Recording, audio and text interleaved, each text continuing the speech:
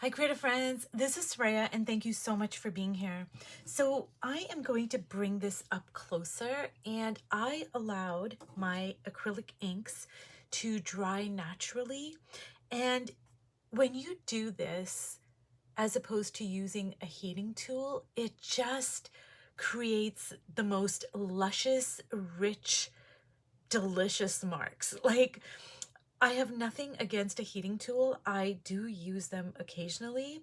But honestly, you guys, if you have the patience to allow your paints and inks to dry naturally, you're just going to get such beautiful marks and fields of color that you can't get with the heating tool, because a heating tool flattens things out, and also it pushes things because the air is just going to push your inks. I mean, I'm not against them, like I said. It's just that for me personally, I just love the richness of allowing things to dry naturally. Now, this is acrylic ink, and as you can see, like, it's completely dry. And I let it dry probably for about 40 hours just to kind of make sure. So now what I'm going to do is I am going to grab my blue Stabilo, and I'm going to try to see where I can place my figures, but I'm still going to continue building up the page because, you know, there's still a lot of the white Bristol paper showing through. So I still consider this to be my first layers. Generally, if I can see any of the original substrate, then I'm going to say, oh, well, it's still my first layers. So I'm going to dip my pencil here, and I just want to try to see where I can place my figures. Now, I do like this part here for a kind of like a sun. So I'm really kind of digging that. But then I also like this part over here, and I don't know how I can incorporate that into the page. Okay, we're just gonna kind of try to see if I can place a figure here. And this is, you know, completely abstract, whimsical, you know, whatever. I'm not going for a realistic look here.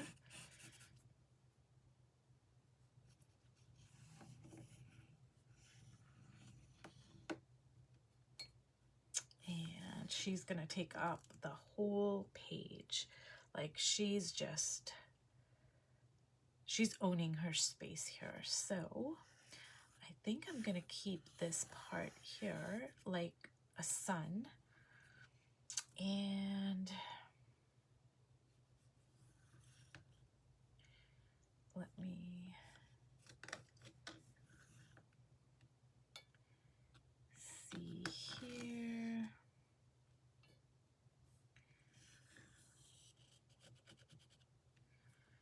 Okay, I'm really loving that actually. I'm liking it a lot now. I mean, it might change. So at first I thought, okay, I might want to, you know, use some bright colors, but the more I think about it, I'm like, you know, I'm feeling like going with a black, which is actually it's ink in Waverly chalk paint.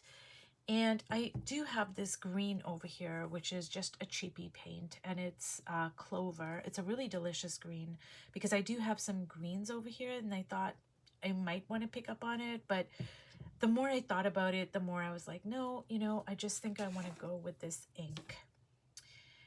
Now, I did a spread in Connie Solera's Painting the Feminine art journal a few weeks ago, and one of the things I'm working on is being more comfortable with leaving, you know, some of the background, like to have stuff going on in the background rather than a solid color.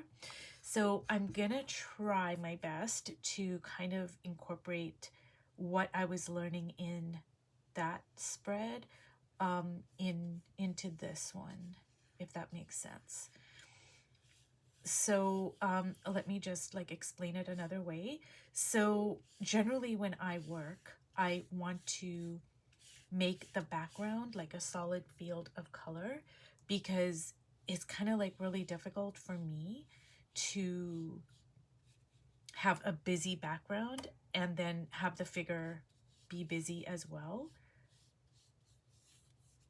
But Connie, she can kind of do that, you know? So when I was working in her Painting the Feminine book, I'm trying to get more comfortable with leaving stuff in the background as well. It still kind of like scrambles up my brain, to be honest with you, but I'm getting a little bit better at it.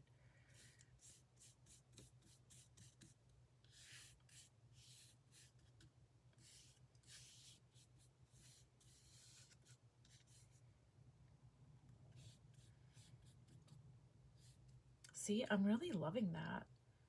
Now you can see some of the ink through the black, because the great thing with this paint is you can use it opaque, or you can also like really water it down. And when you water it down, it just makes really delicious, beautiful puddles of paint, of color fields.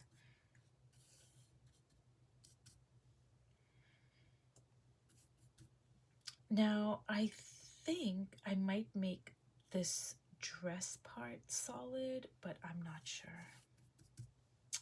I'm not sure about that right now. But what I am going to do is I'm going to kind of work on her face a little bit.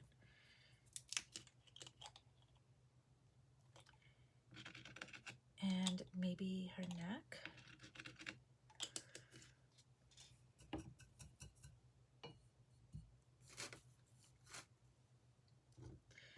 You guys, I go through this Liquitex Burnt Sienna ink. Like, I really go through a lot of bottles. And generally when I purchase them, I buy them like 3 or 4 bottles at a time, because I do go through them a lot. Okay, I want that to show through.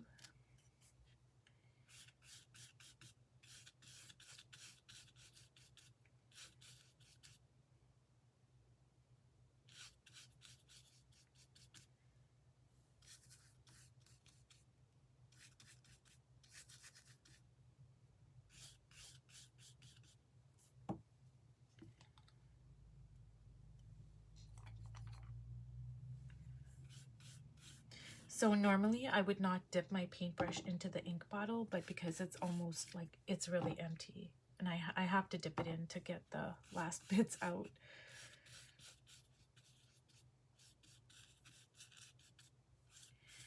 See, I am really loving this now, and I'm gonna just drag some of that into the hair over there, just for interest.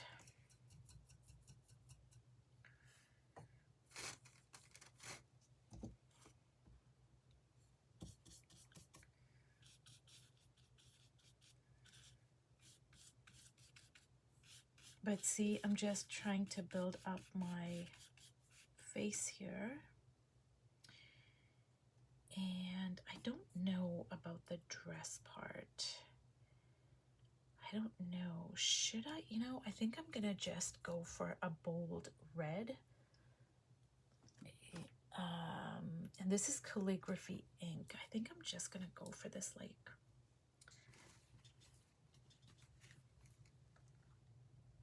it is a delicious red.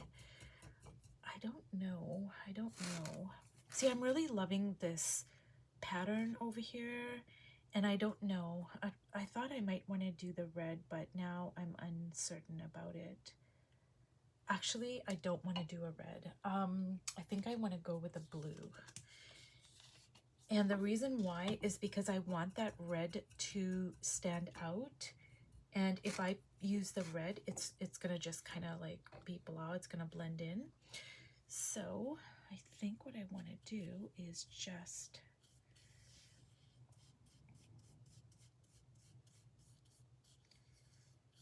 kind of go like so.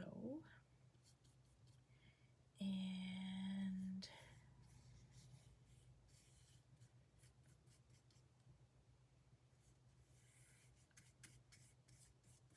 I'm gonna let some of that collage show through, and I'm gonna bring some of that into the hair a little bit there. Now, I know it does look like a big mess, you guys, it does, and that's totally fine, because when it looks like a juicy big mess, that's good, because it's just the way I look at things anyways.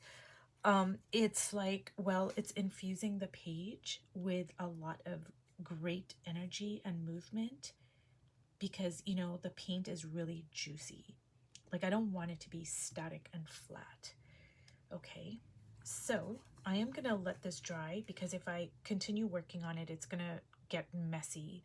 I need it to dry. And if you've watched all the way to the end, thank you so much, and I will see you in my next video. Bye.